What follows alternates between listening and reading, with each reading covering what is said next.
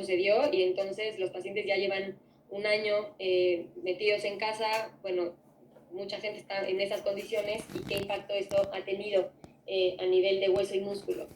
Y bueno, la disminución de la actividad física tiene un montón de efectos, pero se ha asociado particularmente ahorita, esto es una publicación ya desde mayo, es una publicación de los primeros meses desde del inicio de la contingencia en algunos países, pero que se asocia claramente a alteraciones de dieta y depresión. Este confinamiento ha condicionado un estilo de vida sedentario que ya se sabe desde hace muchas décadas los efectos que tiene y cómo esto afecta pues tanto al tejido adiposo, al tejido muscular, y cómo esto pues también va incrementando algunos estados inflamatorios de hipercoagulabilidad y favorece el desarrollo de enfermedades crónicas. Entonces es muy importante insistir en la consulta diaria, el no sedentarismo, el ejercicio en los pacientes a pesar de estar con este factor de riesgo tan importante que es la contingencia, ¿no?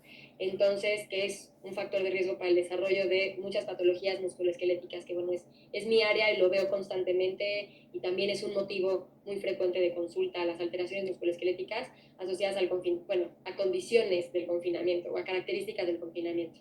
Entonces, bueno, si no se puede hacer afuera, en ciertas condiciones y en ciertas situaciones se puede, si no se puede, pues solamente aquí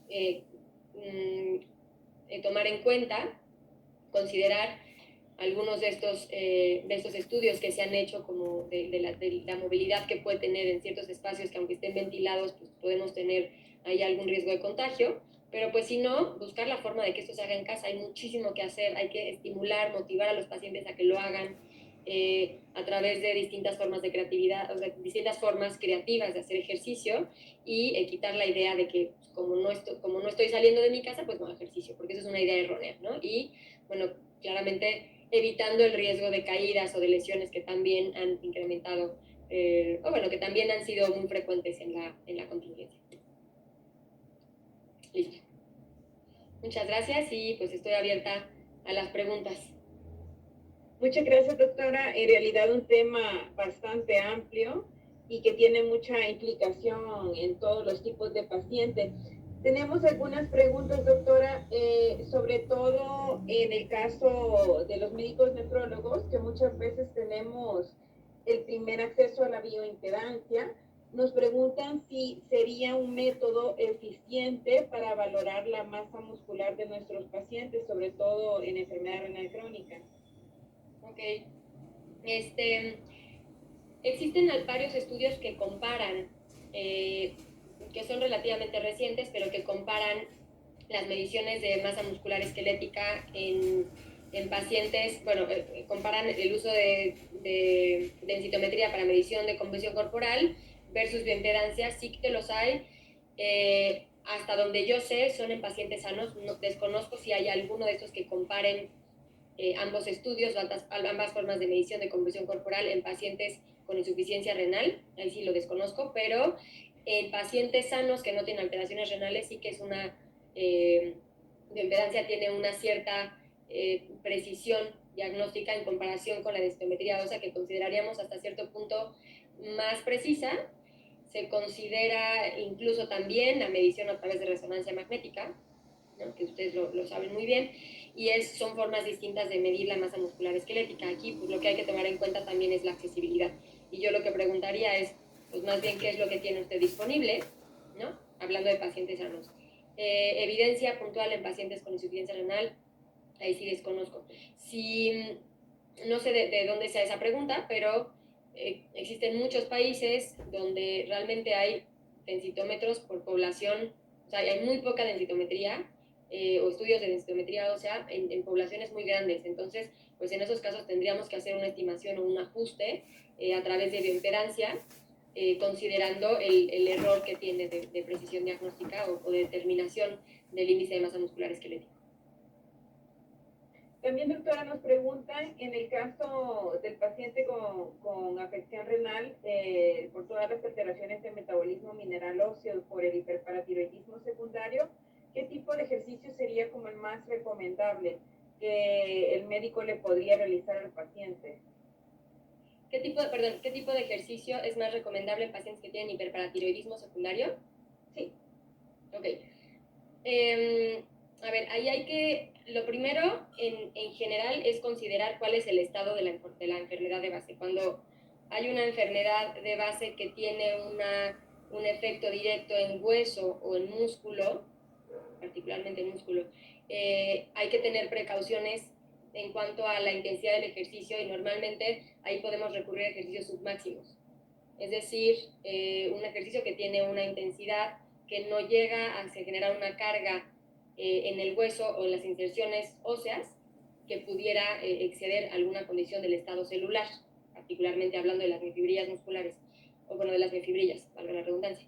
Creo que es importante primero considerar que la patología de base esté controlada y realmente si un hiperparatiroidismo secundario es controlada, hay que hacer se puede definitivamente hacer una intervención con resistencia progresiva, pero se tiene que llevar muy de cerca al paciente. Independientemente de eso, no hay ninguna contraindicación para ejercicios de resistencia progresiva en pacientes con hiperparatiroidismo secundario, solo hay que llevar muy de cerca al paciente y hacer una progresión lenta para favorecer la adaptación. O sea, el tejido óseo y el tejido muscular se adaptan a la resistencia progresiva, eso sin duda.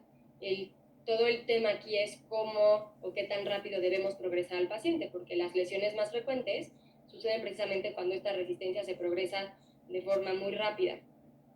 Y bueno, aquí hay muchos factores a considerar, o sea, factores de edad, factores de si ese paciente hacía ejercicio previamente, cuál es, por supuesto, la condición o cuánto tiempo lleva en el estado actual, si es un estado actual de reposo prolongado, si es un estado actual de sedentarismo, qué tanto sedentarismo, etcétera. Entonces hay muchos factores a considerar, pero bueno, a grandes rasgos se puede partir de un ejercicio submáximo y progresar lentamente. O sea, siempre ir individualizando cada caso, ¿verdad? Sí, totalmente. Y también, doctora, nos preguntan, en realidad en el área de nefrología hay mucha tendencia a veces a indicar levocarnitina, sobre todo en los pacientes que están en terapia sustitutiva. Si usted cree que tuviera una evidencia en algún beneficio en nuestros pacientes o incluso en los pacientes sanos. Yo no sé de algún estudio de levocarnitina en pacientes sanos para favorecer la función muscular. Existen algunos otros tipos pues, de sustancias, voy a decir, desde proteicas, o sea, diferentes tipos de aminoácidos que pueden tener un efecto directo metabólico. Esto, por ejemplo, se utiliza mucho y bueno, es un poco el caso también de la levocarnitina, en patologías de distintos tipos de distrofias musculares. Entonces, ahí sí hay efecto, o sea, hay estudios de levocarnitina en pacientes con distrofias musculares y en hemodiálisis, pues también en pacientes sanos, no, hasta donde yo sé, no hay un estudio. Sí hubo un estudio hace, creo que más de 15 años, con el uso de levocarnitina, pero los efectos en realidad no fueron positivos, no terminó esto hubo un estudio que de mayor peso metodológico, porque estudios sin peso o con bajo peso metodológico, me atrevo yo a decirlo, hay muchos más, pero hubo uno que hizo como un poco más de ruido, que yo creo que fue a principios del 2015 por ahí, o sea, bueno, a principios de la década del 2000, por ahí, del 2000, 2005, 2004, pero en realidad hubieron muchas dificultades en la metodología, con poca respuesta, y yo sugeriría a esto, que es el doctor Andrés Pérez, un saludo, sugeriría en realidad acercarse a los estudios que hay en pacientes con distrofias musculares del uso de levocarnitina, porque sí que se podría hacer en realidad ahí creo que una combinación, una inferencia del efecto. Doctora, también nos preguntan cuál es la diferencia entre los métodos diagnósticos para sarcopenia, dinapenia y miopenia.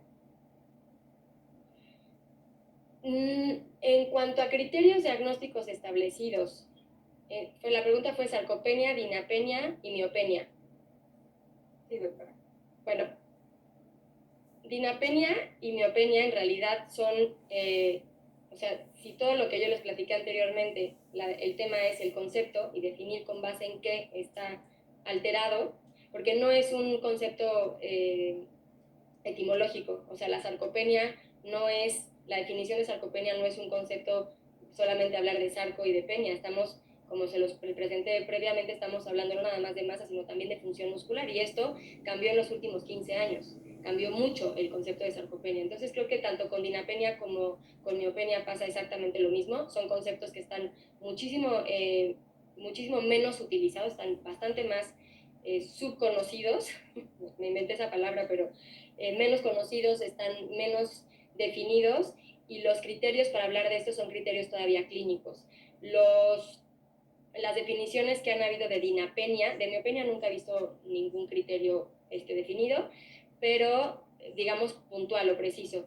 Y de dinapenia también conllevan criterios clínicos, no hay puntos de corte, ni en dinapenia ni en miopenia, digamos como en poblaciones amplias. Entonces yo ahí sugeriría esperar unos años más o empezar a hablar como de alguna definición que esté más o menos consensuada, que creo que sí es en Europa, y en Australia es las dos áreas donde más hay grupos de investigación, bueno, y en Estados Unidos también, asociadas a este tipo de conceptos de alteraciones musculares, alteraciones óseas, tanto en función, en movimiento, en miofibrillas. Y yo creo que el de miopenia creo que en realidad es una definición secundaria pues a sarcopenia, pero en realidad deficiente, ¿no? Hablando de este concepto de masa y función. Muchas gracias por su charla, doctora. En realidad se están pidiendo una nueva charla suya en las próximas sesiones. En realidad muy enriquecedora en todos los conocimientos y muy, muy amplia. Gracias a todos por su asistencia esta noche.